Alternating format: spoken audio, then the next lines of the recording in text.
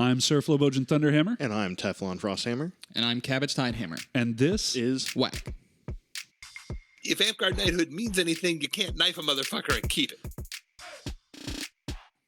And the thing that people need to understand essentially about arts and sciences events is that your scores don't matter. Do you want a black phoenix or a white phoenix? Jeez, language, man. We're on right. a freaking podcast, for fuck's sake. Mind-blowing experience, right? Hello, everyone, and welcome to WAK, where we discuss topics important to the Amtgard community at large and talk with interesting people from around the foam fighting world. This week, we have on Warlord Bel. Bel is primarily a Warlord Dagorhir player, is that correct? That is correct. You're here mainly. But he took some time out of his busy schedule of playing Dag and Bel to come and kick all of our asses here in Winter's Edge, and has recently earned his Warlord. Congratulations on that, sir. And welcome to the podcast. Thank you. Good to be here. Yeah. So, place we always like to start off is tell us how you got into, sort of Boffer sports, foam fighting, that sort of thing. So, I got into it in high school, sophomore year, I believe. We had this thing in my high school called Dork Club, where everything you could think that was like video games, Magic, Yu-Gi-Oh, and there was foam fighting in there too. So I was just walking by the courtyard one day and saw all these guys hitting each other with sticks, and I was like, "That's for me." So I'm doing that, and never looked back. So this aptly named, I guess, Dork Club, were they playing a specific foam fighting game, or was it just like they had some boffers and a loose set of rules? They were playing Dagorhir specifically. Oh, shit. The rule set Dagorhir. So that's where I got into it, and that's why was my main game, and still for the most part is. Did you cross game out into, because I know Dag and Bel are fairly similar, did you cross game out at all into to Dag at all, or were you introduced to Amtgard before that? So Reverse that. Yeah. Sorry. I know what you're asking. I'm very tired, sorry. So I did Dag, like specifically Dag and Belagarth, because they're pretty much the same game. There was just political reasons I split them before I even started fighting, but they're the same game for the most part. So I did both of those, and I probably did those about 10 years before I ever fought Amtgard. Fantastic. That was actually going to be my sort of follow-up, is at what point did you discover Amtgard? So about 10 years after you discovered Dag, at which point you were already, I guess, a pretty accomplished fighter at that point. So when you first found Amtgard and your first sort of walk into that, what was your experience like? Magic, I think, is the big differentiator, but there might be some other things that we don't think of. What sort of took you off guard the most? Well, so coming into Amtgard, I knew about the game Amtgard just because that's when videos were starting to hit the internet heavily. Right. So then I would hear these people that cross game before, talk about hey, you're good, but you have nothing on these top guys in Amtgard. And I was like, that can't be true. There's no way. They might be better, sure, but they can't be night and day. I can't touch them. I just don't believe that. So then I actually, Brennan came to a Dag event, a Southern Dag event, and okay. I fought him there. And I was like, okay, he's good. I still don't think he's as good as, he's better than me to the level that these people say he is, but he's good. So that's a lot of fun. I'm finally getting beat up. Because at the time, in Dag, I was the best fighter in Dagorhir. There was nobody besides my local group who could even touch me. I was going to say, to kind of pause your story here for a sec, to fill everybody in here, and this will probably come up later in the podcast too, but Bel is part of Sons of Terra, and I have every single person that I've met from your crew, I consider top tier fighters. You're fun to hang out with, great fights too. So I mean, this is coming from a park, essentially, for the people that don't cross game as much in Amtgard. I don't know if they call them parks, but his park, essentially, his muster, is, I would say, at least some of the best people on the East Coast, if not the best people in their game. I haven't played your game as much, but just always fun to fight whenever you guys come out. Yeah, like it's the rest of the game has grown since cross gaming became so prevalent, just because people learn. But at the time when like none of us were really cross gaming, like our group was the best, and we still are. I would consider us the best group in Dagger here. And you have like the Belagarth people, like you have like Peter's group in Belagarth. Yeah. Like they're really good, and they like so we'd go to Belagarth and like you have them, they're awesome fight. But Dagger here, like we were the best group in Tag. And so I was getting kind of bored, and then so having like Brennan come to that and fighting him and seeing that there's somebody beating me, I'm like, oh, this is awesome. There's still place to improve. Yeah, absolutely. And then, go ahead. oh, I said I still didn't really get into the game at that point until Brennan, like, okay, they invited me to be an instructor at SKPC when they had it in Atlanta that year, and that was my first Amtgard event. Was that SKPC as an instructor? Yeah. And then at that point, I got into it. I remember that. A funny story here. So at that Atlanta event, there was someone there who had just now got into doing some Amtgard photography and video. And one of the not the first, but one of the first series of videos that he put up was one of me and Bel shit talking each other before we fought, and joking around with one another, and I don't remember what started the conversation, but we were talking about me being fat because I put on a lot of weight right before this happened. So Hogman, who is the one who put up this video, a very, very young Hogman puts up this video that says, Bel, amazing fighter in Dagorhir, murders people, Flo, fatter than he used to be. Yeah, that video is great. I wanna put a kind of a pin or a highlight on the fact that your first Amtgard event, you were an instructor at SKBC. That's like showing up to the war with your own gun. Like, what was your first Amtgard event? Oh, I was teaching people how to be better fighters and sword knights. What the fuck? That's amazing. It was really cool because the whole focus of that SKBC was a lot of times, because we play Amtgard, we think of it as, well, we need to bring these people in so that they can get a little taste of Amtgard. But this was very much them going and handpicking some talent from Dag and Bel and introducing the Amtgarders, all of us, to them, because that was a talent pool that we just didn't really have a lot of experience over. A lot of his company bros came too. Aiden was there. I think Aiden and Braun were also instructors, and all three of us are sons. Yep. Aiden was there. Braun was there. Great guys if you ever bump into them, too. Peter was an instructor as well, but Peter had been playing. Peter the Quick had been playing Amtgard for quite some time. Yeah, I think Warlord at the time. Yeah, I was going to say I think that he had already gotten his belt. So, but yeah, that one was a lot of fun. So I have a very loose understanding of how Dagorhir is structured, and I know that there is a group in this sort of area called, I think it's like the Kingdom of Albion or something like that. Is that you, or is that a separate thing? That's us. Okay. So I'm actually the leader of Albion. Like, what would be the king of an Amtgard group? You poor fool. That is my, like, it's a lot less work than Amtgard. So it's me pretty much being like, yeah, I lead Albion. Okay, we're updating our contract. Right. Okay, cool. That's all I got to do. Like, there's no treasury, there's no funds, we don't collect anything like that. We pretty much play the game that we want to play in our area, and it only matters when we go to War Council and Ragnarok once a year. So it's a lot less work than Amtgard. So, I mean, that sounds... So, what is War Council, and what is that other thing you mentioned that I've already forgotten? Describe those to me. What are those in relation to, like... Okay, so Ragnarok's the yearly event, biggest event in foam fighting, I think. Okay. So actually, for Amtgarders, this would translate roughly into like our Gathering of the Crowns, but it's... Well, keep nowadays. Oh, right, yeah, okay. Yeah, it would be the event where everybody goes to, so therefore they have the meeting that changes rules. Okay. So that's War Council. That's where rule changes happen.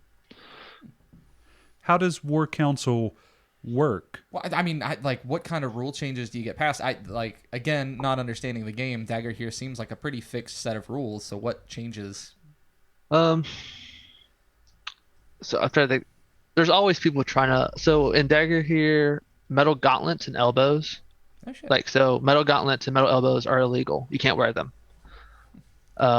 Because of face. Don't want to get elbowed in the face, punched in the face. That's the reason they've been banned for a long time. Makes And so Nature's razor blades. there's always a faction that's trying to get that back in the game. So that's one rule that's always in contention, pretty much. The most recent rule that was actually meant anything was, so there's weight limits in Dagger here. If For a the sword people or for is the- okay. It's like, fuck, The I can't play swords. Dag. Yeah, there's weight limits in Dagger here for swords. So if a sword is 42 inches or shorter, it has to be 12 ounces. Okay. I'm not exactly sure if that's the right length, but so if it's like 42 inches or shorter, it has to be 12 ounces. The most recent rule changed it. So if your sword is under 12 inches long, it doesn't have a weight limit. Under 12 inches. Yeah. So therefore you can have like a dagger boot knife. You don't have to Right. worry about having 12 ounces on it anymore. Like Did you- that's the most recent rule change that meant anything. Did you just add pennies to the bottom of it to make it 12 ounces? Pretty much. Rebar that's cords. pretty much. You counterweight it. So you had these really short, like 12-inch swords that weigh 12 ounces. So you got a bunch of just weight in your hand. It's weird. So that rules. Now you don't have to have weight at that short. That was the most recent rule that changed. That meant anything. But rules like that. This is interesting just from a I guess an outsider's perspective of like how your game structurally works, how the rules change. I didn't even think Dagorhir changed its rules that often, so that's actually really cool for me to learn. Yeah, what I like about it is the term war council. When this is going to sound kind of dumb, I guess, but the way that we think about something somewhat influences the types of things that thing will do. What I mean by this, we have a gathering of the crowns. We have a council of crowns. We're discussing, big sweeping political change in our game and all kinds of other stuff. You guys have a war council, and what you're clarifying are just the fighting. If I've understood you, I'm not going to say that there aren't politics in your game, right? But at least when it comes to this type of things, you all aren't addressing political issues that are coming up necessarily. You're doing rules clarifications and changes. Is Contract that correct? renewals, that Yeah, kind of- contract renewals. It's yes. So pretty much War Council is for the majority of the people that go and cast the vote. It is like 90% game, like fighting changes, like weapon weight changes, weapon length changes, Okay. gameplay changes. Like, so there's political stuff, but in DAG, the political scale, like, so we signed a contract to Dagorhir as Albion. Honestly, they have very little say of what Albion does. Mm-hmm. Like, however they want to structure their group up there, I don't care. They can. We don't care. Like, we're Right. gonna run Albion how we want to run Albion. Yeah. There's not that hard. There's like, Amtgard's very strict when it comes to how stuff is run. Like, the stuff that should be done is laid out for you. It's just not like that in Dagorhir. In a lot of ways, what you're describing is how Amtgard used to be, where there wasn't a contracted system, really. It was just the Burning Lands and kingdoms doing whatever the fuck they kind of wanted to do. There's very little to do with, like, specific things each kingdom had to do. It was a very short list, it seemed like. Yeah. It's pretty much, there's a ban list. We agreed to the ban list. Cool. If there's somebody's banned, they're banned in Albion from Dagorhir standpoint. Got it. Besides that, no. We do what we want to do. We run our area how we want to run our area. Yeah, absolutely. So, bringing it back around to the fighting, because a large portion of our audience is Amtgard related. If they were to come out to a Dagor Bel event, what are some of the big differences that they're going to notice? From fighting? Yeah. Okay, so Dagorhir rule set, the biggest change is that there's a weight limit to your swords. Like, so what would be a short sword in Amtgard has to be 12 ounces minimum. What's considered a long in Amtgard has to be 24 ounces minimum weight. The weight has to be balanced on the blade. It can't be in the handle. Damn. There's a magic switch rule. So if you get hit in the arm, you can't just put it in your other hand and fight with it. Now, this is where, like, that's a Dagorhir rule. But when Albion, Sons of Terra ran an event recently, like a couple weeks ago. At our event, we let magic switch be okay. So we're running a DAG event, and we're like, yeah, but we don't like that rule. We're just going to let people magic switch. It doesn't matter too much. So that's one of those examples of, like, that's a DAG rule. This is our area. We're going to run it how we want to run it. Okay. Could you imagine? Could you just fucking imagine what would happen at an Amtgard event if we said, you know, I know that druids are the most broken class in the game, but we're just not going to allow people to play them. Like, druids just, you can't be in this. Go pick another class or something like that. Our kingdom would be set on fire within moments. Yeah. So more similar to that. So there's no length rule of reds. Like, you can make a red weapon. So a swinging red. So a red weapon is a long swinging weapon. Mm-hmm. There's no max length to those, but so an 8-foot glaive is very popular in a Dagorhir right now. Mm-hmm. There's just a ton of them. So at our event on Saturday, we capped that length at 6.5 feet.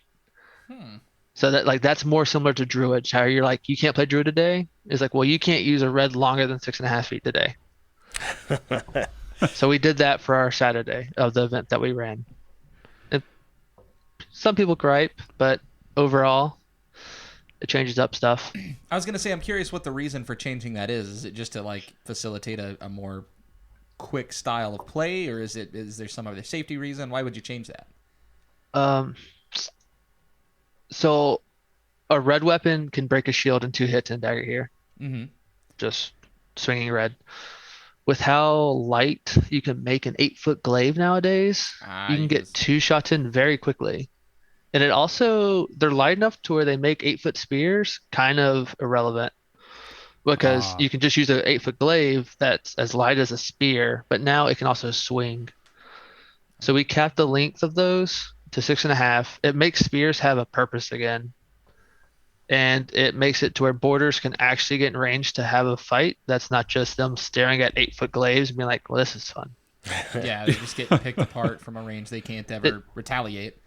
Yeah, it makes it where we've enjoyed it. And from what we've heard from people that fight on those Saturdays, it really opens up some options that just are kind of lacking now because of the meta of you're fighting 28-foot glaives and you're like, awesome.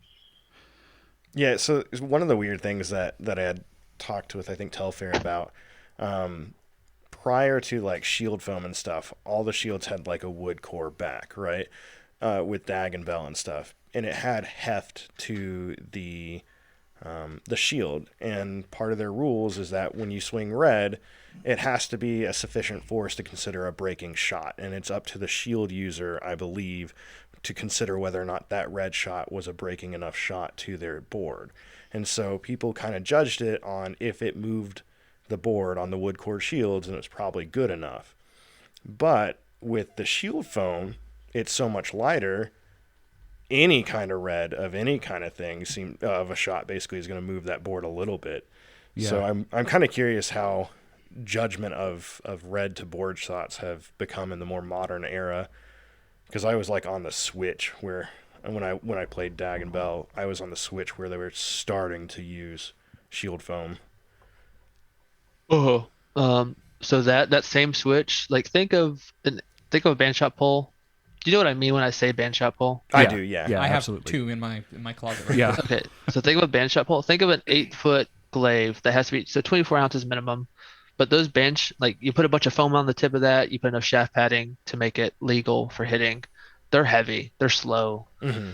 Now you take these thin carbon walled 8-foot poles, slap in just enough weight to make it pass. So it's just 24 ounces, but it's 24 ounces balanced nicely through the blade. Mm-hmm. They're just so much faster than like 2 hits was 2 hits was plenty back in the day. Like if you walk up to a glaive, you're like, okay, that glaive has range, but you're not going to swing at me 4 times before I get close enough to hit you. Mm-hmm. With those with the new 8-foot carbons, 4 shots minimum if they're like an average pole fighter. Yeah, I've noticed a lot of the I guess I don't know if they're reaping blades or where they're coming from, but like they're like you said, they're like 8 foot, they're like 6.5 to 8 foot long, and they look like they're light as hell, and they usually have like a back shield on them as well when they're using them. But like it seems to boil down to if you have the money for those carbon shafts, then that's literally the only thing to go. We had so we were at Defrost, and there was a number of for a buddy's knighting. This is an event in Neverwinter in Amtgard, and a lot of Dag Bel people came down. Xander was actually there. Mm-hmm. Everybody knows Xander. But a lot of people from his unit showed up. I don't remember their name. Ravenous. Yeah, Ravenous. Thank you. A lot of people from his the Xandrettes.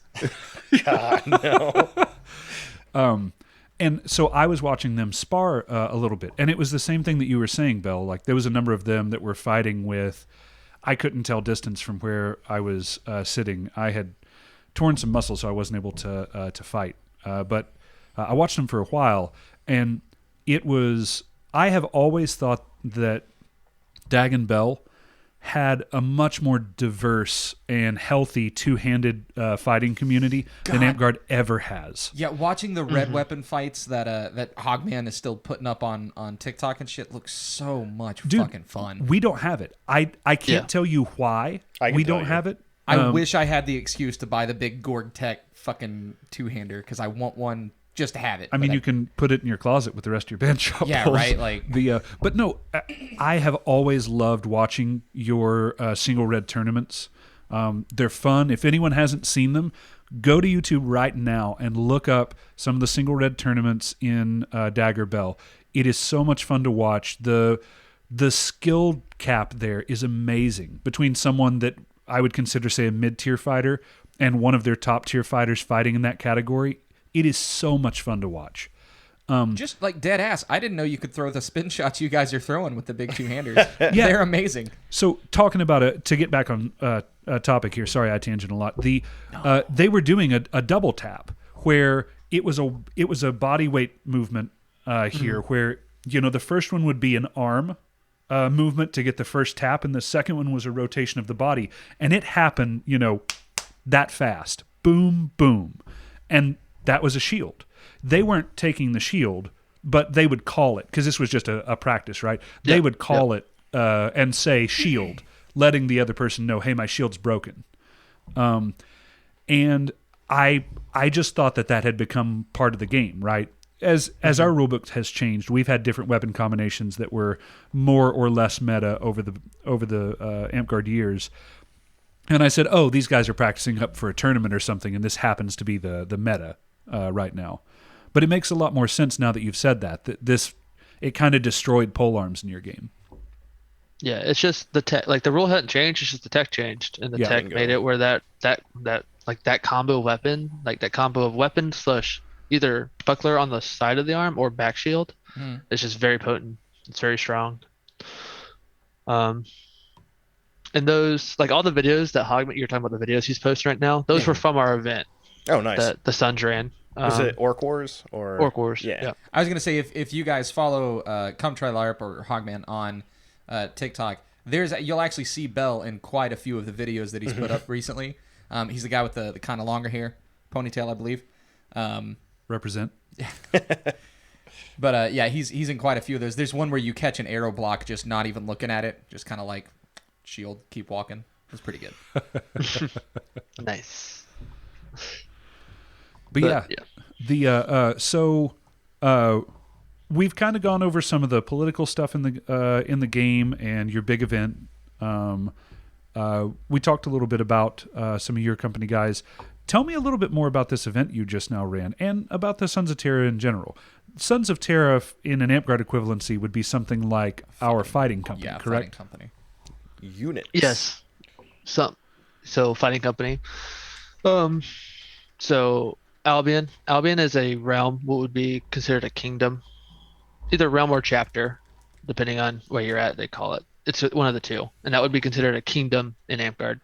Yep. And then Albion, they're units, which are like fighting companies for Amtgard, but they differ as, I would say probably like, we'll say like 99% of units in Dagorhir. If you're in a unit, you're in nothing else. Like, so as a son of Terra, I cannot be in any other group.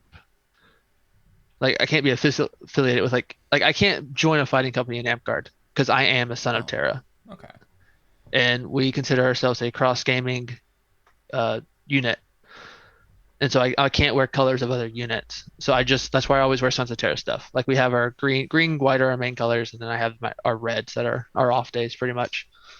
And that white trinity is our symbol. So like all the stuff I wear is Sons of Terra. You'll never see me wearing like other units, other realms, other fighting companies symbols. Triads, eat your hearts out. And you don't wear, I don't think I've ever, does Albion have a symbol as well? If it does, so I don't think I've ever seen you.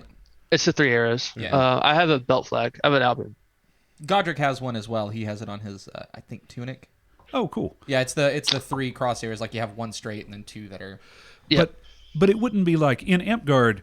It would be perfectly acceptable if I was wearing my Triad symbol right here and then also had some Winter's Edge stuff on or something. You don't see us do it very often, but that would be acceptable. Is that not something that would be acceptable for you guys? We can wear Albion stuff, but like we can put that tri-arrow on stuff. That's not a problem. It's more just like other affiliate groups that aren't. Like, I could even wear like Winter's Edge stuff. Like, that would be fine. I could wear like the Winter's Edge symbol somewhere. Like, I would never wear like a full tunic of Winter's Edge, but I could have like a Winter's Edge belt flag or put the symbol on my tunic somewhere. That'd be fine. But branch down to smaller groups, we can't wear their symbols. Amtgard, fighting companies in Amtgard work on a similar principle where if you're a part of one fighting company, you can't be a part of another. So if you are a triad, you are not able to also be a seraphim.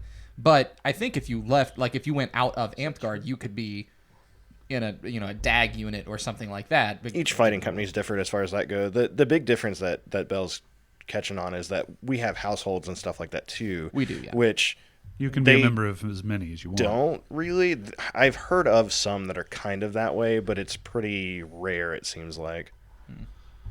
Yeah, and so like I go to an Amtgard event and I have no idea for the most part who any of you belong to because you're wearing something completely different every time I see you. we Except for Triad. Triad always wear like the same thing, and that's great. I love it. We look like company hobos to him. Just we've got on like a tunic of one color and pants of another color. And another part of that is that fighting companies in Amtgard, especially in Winter's Edge, are less popular than they used to be. So like you'll recognize the Triads because they always have their navy and tan and I guess red.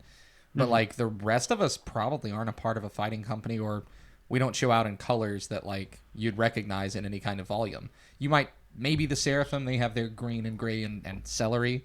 You might recognize them too, but I mean, there's not. Yeah. Those are the 2 big fighting companies in Winter's Edge, I believe. Well, we don't. At least in Winter's Edge, we don't really have a reason. Like, Dag and Bel have like the 4 Horsemen tournaments, and they do like team things. And if I recall right, like when you guys are doing just a day battle at an event or whatever to help balance sides, you'll pull full companies across the line instead of like just a couple people. Yeah, we try to let units fight with each other. So if you're in a unit or a group and you want to fight with your group, we don't want to split you up and make you fight against each other. Yeah, Telfair mentioned this when he was on. Telfair's come to several of our events, and he's been friends with us, for some of us, for a very long time. And he was mentioning that, it was always weird to him when we would be doing something and they would say, hey, let's split it up. And half the triads would go to one side and half would stay on the other side. He's like, yeah, that just doesn't happen. I mean, we'll just keep on adding more people to the non-triad side until we feel it's balanced. Because you guys fight each other all the time. You didn't come to fight, what you could do at your home park. You came to fight everybody else. Exactly. Yeah. And so like most of Dagorhir is like that. So like you get in a unit, everybody wears like all the garb they wear is their unit. So when you look at a DAG field, you're like, yeah, they all belong together. They all belong together. They all belong together. It's very easy to tell. That's why like I go to Amtgard. I'm like, I don't know. Sometimes you're wearing lantern stuff. Sometimes you're wearing, I don't even know what symbol that is. Now you're wearing a torch thing. Yeah. Now you have Globetrotter jersey on. I don't know what's happening over here. This guy's wearing Cat in the Hat pajamas. Bro, we need a No. Globetrotter, some kind of thing for Amtgard. I love that. Don't the torches have like a Washington Generals to their Globetrotters? I thought they did. Oh no. That was us. That's me, okay. Kazan, Keldrick, and a couple of other people. When jugging tournaments still happened, none of us were in a fighting company at the time, so we entered as the Washington Generals, which is the company. They're the basketball team that the Globetrotters always beat. They traveled with the Globetrotters, and in every single city they would beat them. So that was our joke, and all of us wore pajamas. So let me ask you this before Flo explains another very old thing that no one's going to understand. We'll get them on about Blockbuster or payphones next, and then we're just all leaving. No, but a question I always had, because it always seems like everyone is part of a unit in DAG. What does somebody who's not part of a unit do? Do they just try to join a unit as quickly as possible? And how hard is it to join those units? Okay, so it really differs depending on your area. Mm-hmm. So for Albion, we'll go with that. So Albion, you have Albion. In Albion, you have 3 units currently. You have Sons of Terra, Iron Wolves, which are they're black white. They have a wolf. I don't think they've. Sorry, I forgot his name. Altor. Altor's an iron, like the leader of the Iron Wolves. Okay. So Altor Haley, they're Iron Wolves, and then you have Telfair and his unit Lockbald. So those are the 3 units in Albion. And then so if you're not in one of those units, but you're a part of Albion, you're just considered a free soul. So you pretty much just wear whatever you want to wear, and you'll wear like Albion stuff. So you'll wear the arrows, green and white's the color of Albion. So if the 3 of us came out, like if Bel calls us up and says, "Hey man, we're going to be holding an event. It's going to be really cool. I'd love for you guys to come out," and we made Albion garb and came out, that would be totally acceptable. We would just be free souls wearing the 3 arrows, and it would be cool. So to be in Albion, you have to meet criteria. So you have to come to a certain number of practices / musters in a certain time frame. You have to like take a rules test just so we know you know the rules, and you have to have garb and gear that you own. Okay. And then once you get checked off of those, you pretty much talk to me, and I'm like, you got all this stuff. You've been to this many practices. Okay, you can now wear the arrows. You are now a member of Albion. Okay. This is important to know though. So like if a bunch of Amtgarders wanted to come to a DAG event, and maybe this is their first time coming and they weren't as familiar, you may want to check with the people that are hosting just to make sure that you don't need to go through any kind of checks when you get there or before you get there, so that you can have a good time, so that you'll be able to fight and otherwise participate in everything. Yeah. And so like that explanation about how to be a part of Albion, that's where like the rules of how Dagorhir wants to run political wise and how Albion works is differed. Okay. Like technically we're just supposed to let everybody in the South Carolina in Albion, but we're like, we don't want to let shitty people in Albion. So we're going to make sure they're not shitty people before we say, okay, you can wear our symbols and represent us. That makes sense. Mm-hmm. And so it's not like hard to be an Albion. It's just like, show up, be friendly, right. Own gear and own garb. Okay, cool, you're an Albion. This is very much a we shall not be known by the worst among our numbers situation. So yeah. Okay, so that makes a lot of sense. I was confused because this came up when we talked to Telfair, and it seemed like if you weren't part of a unit, then you kind of didn't have a place. Like you were sort of just at the whim of whoever was designing the game where you would end up, and so it seemed like you needed to be in a unit to really be effective. And that would be like if you came to Amtgard and had to be in a fighting company, like most of us would just be fucked. So it's kind of cool to see that there is a 40 Maelstrom members. Yeah, right. I mean, so there would essentially be a place for you if you showed up and weren't already part of a unit. You could still fight for Albion, assuming you met those other criteria, which I think is perfectly fine. Uh-huh. And a common thing to do at Bellegarth events specifically, it happens in Dagorhir events too. But so you have realm battles or chapter battles, and that's where everybody that considers themselves a part of a certain chapter gets together, and It's a big battle royale. Fight until there's only one realm left.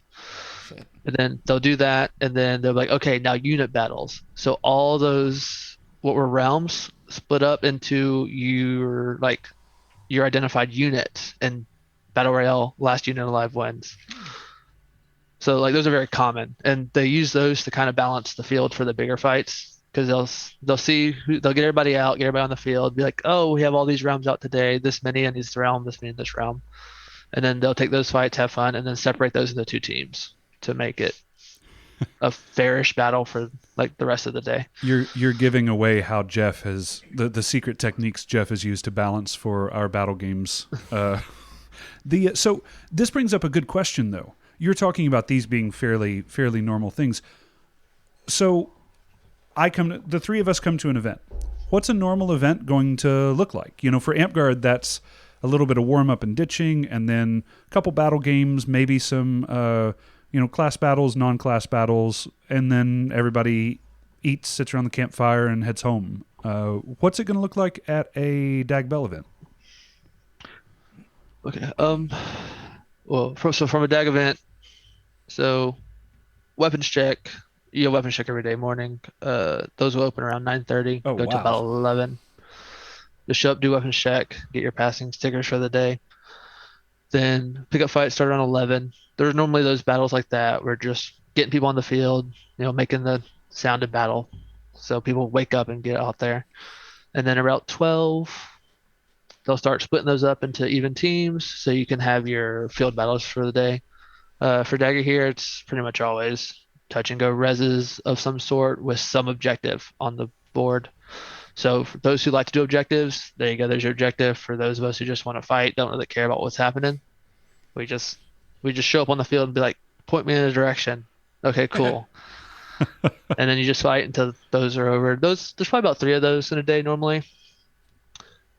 I like that you work into your schedule time for everyone to get over their hangovers. That's just so useful. Very much.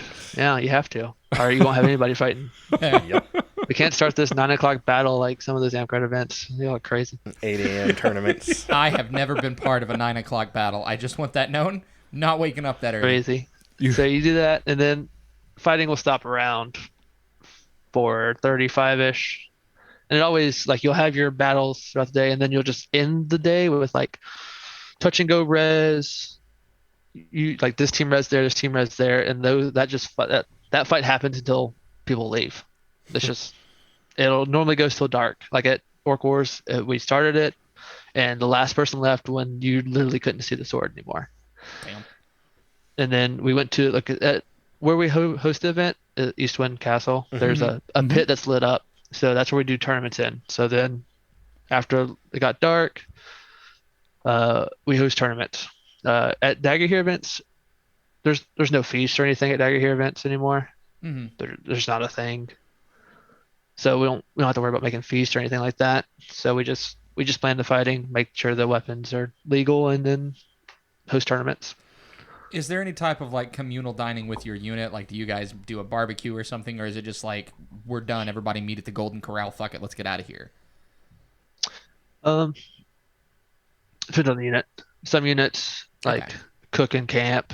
Some just we had a food vendor on site, so a lot of people just got food from there and hung out together. Because the big ring, so instead of having feasts, we just had an open bar. We just supplied an open bar to people to drink at while they were watching tournaments. Can you explain to me why I'm still in Amtgard? I'm really struggling. Albion's really far away. Oh, that's right. South Carolina. Especially nowadays, the gas will fucking kill you, man. Yeah. Yeah, so that's just easier than feast, and you don't have to hear people complain about the food, because there's always people complaining about food. Uh-huh. I like that. How much does it cost to get into one of your events? So our event was $25. Fuck. Is that for a day, for a weekend?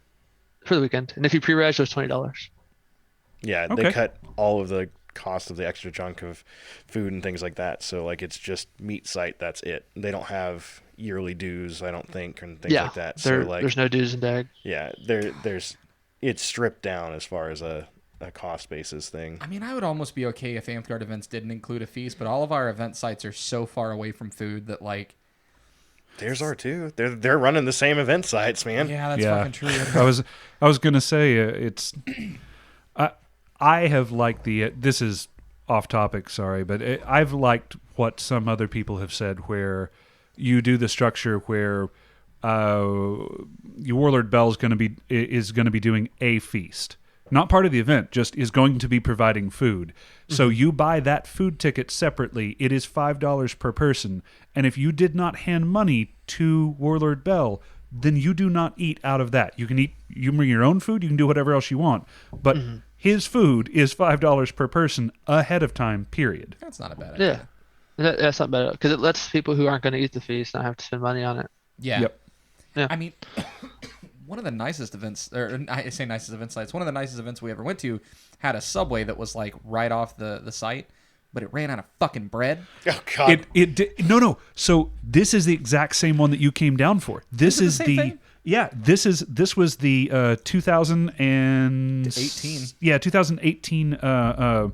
Symposium. Yeah, symposium. And so we get there. We're like, oh, there's a Subway. Praise That was Odin. Stinkfoot Sniting that we did that. I thought. No. Stinkfoot wasn't Okay. out there. So we head down and we get there, and Lucas thinks that Cabbage thinks we're fucking with him. We're like, dude, sorry, they ran out of bread. He's like, oh, what the fuck ever. you. Just get Like, me yeah. get me my Black Forest ham and get back here, dude. I was like, no, I'm being serious. They have no bread at the Subway.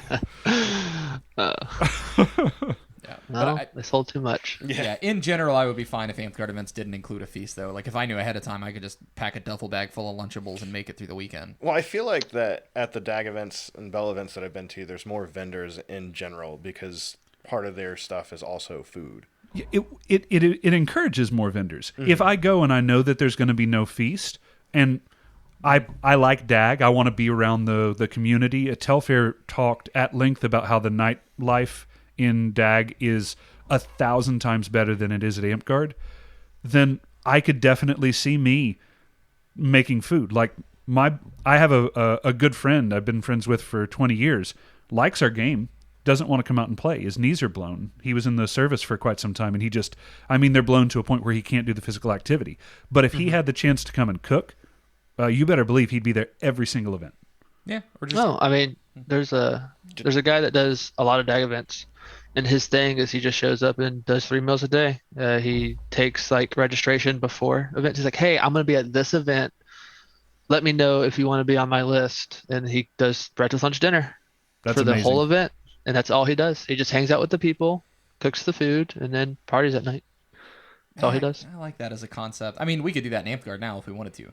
Like, Yeah, I mean, this is the kind of thing that I keep preaching is like, if you want something in Amtgard, you just go do it. Like, there's nothing stopping you, right? Like, people have called for like 4 Horsemen tournaments and stuff like this. They don't need to be sponsored by the Kingdom or nothing, right? Like, you can at night, whenever nothing's scheduled, just run one yourself. The king has spoken. Well, this is kind of the platform that Teflon ran on, though. Is if don't talk about wanting something, do it. If you need help, tell me, and I can help facilitate. But you don't need my permission to go and have fun at events. So you go, there's a couple different battles that you'll do, probably very similar to our non-class games. I'm sure that you have some form of Ding the Bell or Bridge Battle or something like that. Capture the flag. Attacks, stuff like that. On grander scale. Nightlife is awesome. Telfair told us quite a bit about that. We won't go into that. You have musters, though. Like, we have a weekly park meeting, or bi-weekly park meeting. Would your muster be the same thing as those weekly park meetings? No, they're more like mini events. They're like a day event, right? Yeah, they're like a small day event because we have weekly practices that just happen. Albion's been kind of bad about keeping those regular, but we do them like every other Friday night, pretty much. Okay. But the muster is just so we don't wear garb at those practices ever. So the musters, you show up, you bring garb, you wear your garb. Like You look like you're being a nerd. Well, And then they're bigger. They get people like they're pretty set. So they're the first Saturday of every month, unless that Saturday is something specific. Yeah. So it lets people plan for them. So you get a lot more people. So at our like Friday night fights, we'll have at most like 12 people. At the musters, we'll get up to like 50 on good months. Nice. So I mean, this kind of makes sense because you mentioned, I believe it, like Ragnarok, where you'll have entire realms fighting against other realms. This helps build that unit cohesion. Because right now, if we did an event where it's like Winter's Edge is fighting Neverwinter, fuck, half of us don't know what any of us are doing. We don't even know half of the people that's on the field with us. And that would be crazy to just expect us all to go out and fight as a kingdom. There's not really that unit cohesion that you would get if we all as a kingdom got together and fought once a month. That might be... yeah. I mean, I think Winter's Edge is too big practically to make it happen, but it makes sense for like your realm to do that. Yeah, and we're all kind of like Albion's all kind of close. I mean, so Columbia is the middle of the state. That's where we host them. Then you have like Lockvault's in Charleston, which is 2 hours away. Yeah. And then up in Greenville area, which is 2 hours away. A lot of them come. So like it's just meet kind of in the middle fight for the month.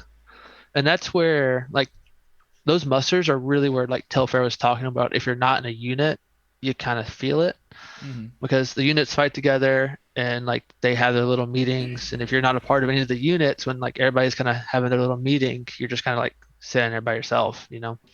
And so people like aren't pressured to join units, but the want to be in a group, like when you watch a bunch of groups meeting, it's there. So people tend to quickly try to join units. Is what it is. Yeah, the benefits seem pretty clear. Okay, so like let's talk about that. Like let's say I wanted to join Sons of Terra. What does that take for just a regular player to come in and join? Is it a fighting skill thing or what is that? Damn it, you already said I was going to roast you a bit, you have to have skill first there, buddy. Oh, yeah, well, I mean, listen. So Sons of Terra kind of, I don't want to use the word elitist, but we're kind of elitist. Like No, I understand. Go on. But like we're just small. We're a small unit. Like we have 13 people. Jeff's a small unit too. It's okay. And like you have to like show interest, but if you just ask to be in Sons, you're not gonna like you're not gonna get brought into the Sons. It's more of a you show interest, and when we think you'd be a good fit, we'll invite you to be a ghillie of the Sons. Okay. And ghilliehood is like a trial period, a minimum of a year. If you meet certain criteria that we put, like, hey, we want to see this, this, and this from you.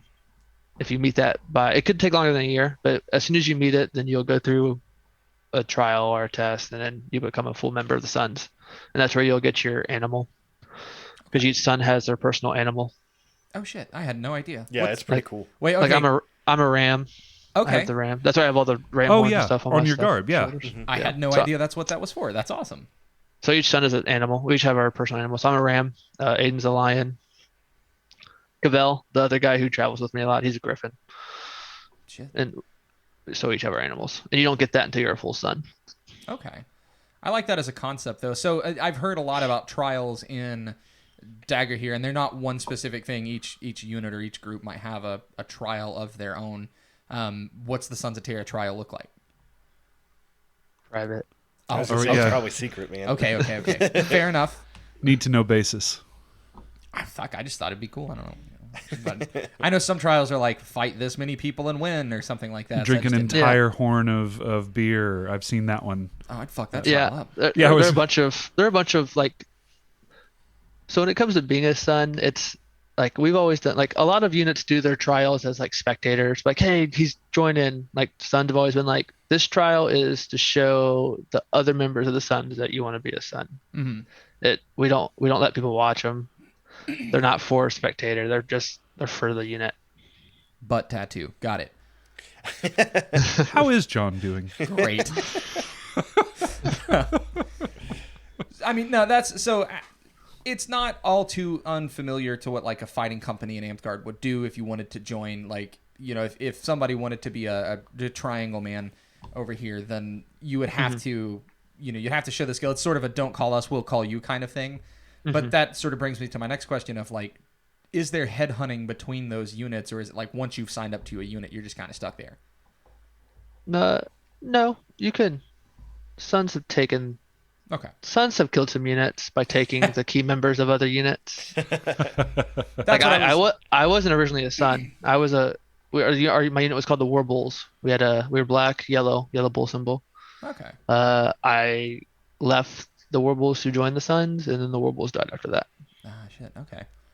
So It's just one of those things, because your process is so selective. What if somebody joined up with another unit while they were getting good, and then once they got good, could you steal them from that unit? The answer, seemingly yes. Yeah. if they're interested, if like, we're not going to be like, hey, you should leave them and join us. But if they weren't a part of the other unit for any reason, and we liked them and thought they'd be a good fit, then we'll bring them in. Right. But because of how selective we are, once you're a son, you don't leave. Fair enough. So we're Ever. Ever. I'm not trapped in here with you. You're trapped in here with me. Yeah, that was the vibe that I got. Yeah. So we're hitting that point in the show where we're almost at our hour. Usually at this point, we kind of like to talk about your craziest moment in Amtgard or in Dagorhir. Do you have like a funny or memorable or shareable moment you want to sort of give to the crowd here? And understand this is the hardest question we ever ask anyone. Yeah. I don't really have like a specific moment, but I do have a funny. So when I started doing Dagorhir a long time ago, like, I made the plan at that point in time, like jokingly, that I was gonna. So the big achievement in Dagorhir is to win every tournament at Ragnarok, which Ragnarok is the 2,000-ish person event. So to win every tournament there, win the big tournaments there, that was like the big achievement. So I made the joke. I was like, okay, this is what I'm going to do. I'm going to get good. I'm going to win all the tournaments of Ragnarok. And then once I do that, I can retire from Dag. I'm going to join Belagarth, and I'll get knighted in Belagarth. And then once I do that, I can retire, go to Amtgard, become Warlord in Amtgard. And then once I get that, I can quit, go to SKBC, become a king, and then call my fighting career is complete. Yeah. So funny enough, it's on track. I won every Ragnarok tournament. I was like, cool. I got knighted in Belagarth. Awesome. I got knighted around that time. Like, I started doing Amtgard, and I was like, well, this is perfect timing. Let's just jump into this. Let's get Warlord. I just got the Warlord. It's time to go to be a king in SCA. So we've always joked in Amtgard that when you get knighted in Amtgard, you retire to SCA. So that's apparently true across every foam fighting game. But apparently there is a kind of food pyramid that filters up or down, or I'm not sure exactly how, but all the good fighters end up in SCA at some point, and they just sort of trickle out there. Yeah, that's exactly what it Sir Gillen talks about going to SCA events, and he's like, I ran into all of the people in Amtgard that I grew up with, all of the best fighters that I respected. I run into, and I fight in heavy in SCA now. Jeez. Oh, so I'm on track then. Perfect. Has your knight, Peter the Quick moved on to SCA yet? No, I don't. No, not at all. I think he's toyed around with it, but I don't think he has any plans to actually do it. He just likes foam. Yeah, there you go. Yeah, I like being able to walk at work the next day. Me too. I mean, no joke, Gillen, we work with him, and he'll come back from a big SCA event or just playing SCA over the weekend, and he's like, I got this crazy bruise. I can barely walk. Look at this one. He's got a big purple stripe on his shoulder or something. We're like, yeah, that fucking sucks. Like, I mean, he wears it as a badge of honor, right? He's like, I'm definitely going to have to fix the kid up here. But yeah, no, I'm with you there. Well, cool. Hey, Warlord Bel, thank you so much for coming on. This was a whole lot of fun, man. We haven't got to talk in a long time, just because of pandemic and events being shut down and stuff like that. Love to come out to one of your events next time you're going to be having one. When is the next, I guess the next muster or the next event to look forward to in DAG? In DAG, like as a whole? DAG or in Albion in particular. I don't know that there's a... Gotcha. Well, the Albion muster is actually next Saturday, but they're the first Saturday of every month. Okay. So the April 22nd is the next one. Okay. And then the next like big Dagorhir event that's probably worth anything will be Winter War, and that's in November. Winter War in November. Okay. Is Winter War at Eastwind or is that somewhere else? No, it's somewhere in Alabama Gotcha. now. I'm pretty sure North Georgia or South Georgia, Alabama area somewhere That's in there. not that far away. Is there a Dagorhir Facebook that people could go to get the big events and join, or is it posted more realm to realm? There is Dagorhir. There is a Dagorhir official Facebook that I think most events are posted to. Okay. But if you're in the southeast area, just join Albion Dagorhir Facebook page, and you'll get all the information you need to know from there. We'll make sure all of those links end up in the comments down below this video when it posts. Don't know that this video will go up before the muster on the first weekend of April, but it'll definitely be before Winter War. Yeah, and so we always ask this question too, and I think I know what your answer is going to be, but if I could only go, so let's say that I get all of the qualifications that I need, I'm good to go to fight. If I only get to go to one event in all of DAG, what do I need to go to? What's going to be the most fun? Well, you should come to Orc Wars run by Sons of Terra. Oh, okay. Yeah. But other than that, I would say Winter War probably. Okay. Cool. Fantastic. We'll put links to all of that in the description below this video then, and I'll get with you on info about Orc Wars as well, just to sort of plug it for you. Is there anything else we should know about DAG before we wrap up? Yeah, do you have anything else to plug? Anything else that you want the listeners to know about? Foam fighting's fun. Get out there and cross game. Yeah. Yeah, to that tune too, I want to take a moment to thank all of our Patreons and everyone else that has supported the channel. One of the biggest supports you can give is just clicking that subscribe button at the very bottom. It really does help us bring more and unique content to you. Special shout out to all of our second tier Patreons as well. We really do appreciate it. Everything that you give goes towards making this podcast semi-functional as you see it now. I don't have anything else. Anybody? All right. Hey everyone, thanks for listening. If you liked what you heard, be sure to subscribe to our podcast on I missed YouTube or it at Spotify first. to get notified about new episodes. And make sure to follow us on Facebook for announcements and more.